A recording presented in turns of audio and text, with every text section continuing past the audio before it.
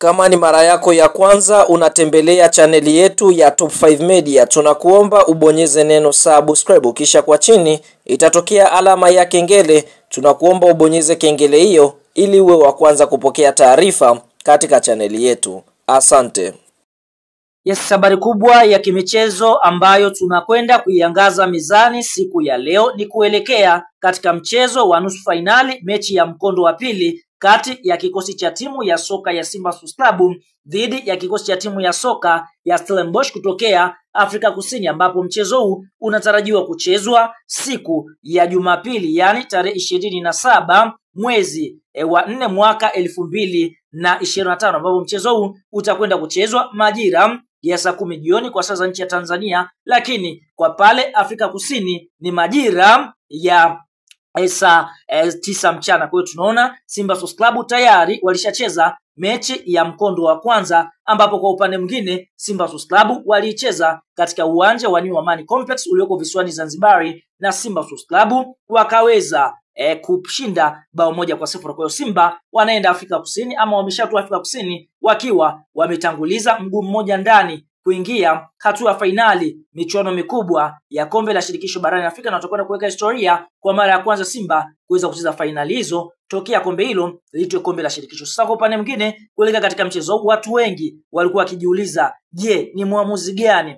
ambaye ameteuliwa na shirikisho linalosimamia mpira wa miguu barani Afrika, CAF, ambaye atakwenda kusimamia sheria zile zinazosimamia mpira wa miguu. Sasa habari kamili ni kama ifuatavyo. Shirikisho la soka Afrika CAF limemkabidhi muamuzi wa kimataifa kutoka Misri Amin Omar jukumu la kuchezesha mechi ya marudiano ya nusu fainali ya kombe la shirikisho Afrika kati ya Stellenbosch dhidi ya Simba Sports Club itakayopigwa Aprili 27, 2025 kwenye uwanja wa Moses Mabhida jijini Durban, Afrika Kusini. Kuteuliwa kwa Omar kunakuja katika kipindi ambacho mashabiki wa Simba bado wana kumbukumbu na mwamuzi huyo kusimamia chama lao kwenye kipigo cha bao 1-0 dhidi ya Horoya Guinea Novemba 2 mwaka 2023 kwenye mechi ya hatua ya makundi ligi ya mabingwa barani Afrika. Katika mchezo huo uliofanyika uwanja wa Erokgulug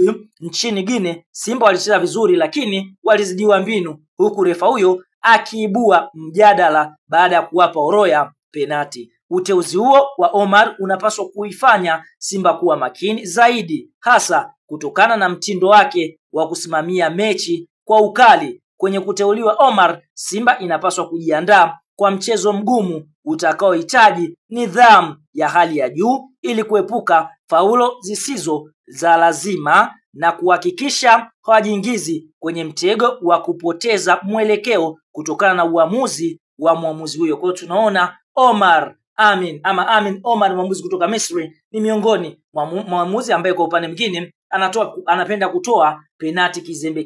Kwa hiyo Simba wapo ugenini. Kwa hiyo tunaona kwa upande mwingine wanatakiwa kucheza kwa tahadhari kubwa kwa sababu ya mwamuzi huyu kuwa mkali, na kwa upande mwingine huenda akambeba Stellenbosch kwa sababu unajua mcheza kwao utunzwa, na ikumbukwe Stellenbosch kwa upande mwingine wapo nyumbani, lakini ikumbukwe kuna video assistant referee, lakini tunaona mara kwa mara zimekuwa zifanyi kazi kuweza kuhukumu matukio ipasavyo. Kwa hiyo Simba wamekwenda Afrika Kusini wakiwa na tahadhari zote juu ya mwamuzi huyu Amin Omar. Tuambie eneo la comment kwa upande wako kuchaguliwa kwa mwamuzi huyu kwenda kuchezesha mchezo wa nusu finali kati ya Simba dhidi ya Stellenbosch. Je, kwa upande wako wewe katika 100% unakubaliana na mwamuzi huyu kwa 100% ngapi? Toa maoni katika comment hapo na sisi tutakuja kuyasoma. Kuna wataalamu wa tiba za asili, lakini Sheikh Issa Sultan ndiyo kiboko yao. Kutana na Sheikh Issa Sultan kwa huduma zifuatazo: kusafisha nyota, matatizo ya uzazi, mvuto wa biashara, kuondoa nguvu za giza, kurejesha nguvu za kiume, kukomesha usaliti kwenye ndoa, kushinda bahati nasibu. Jinsi ya kuwasiliana na Sheikh Issa Sultan: unaweza kumpigia simu namba 0756465818 au 0680476277. Pia unaweza kumtafuta kupitia WhatsApp kwa namba hizo. Mpigie muda wote Sheikh Issa Sultan ili utibiwe. Hakika Sheikh Issa Sultan ndiyo kiboko yao.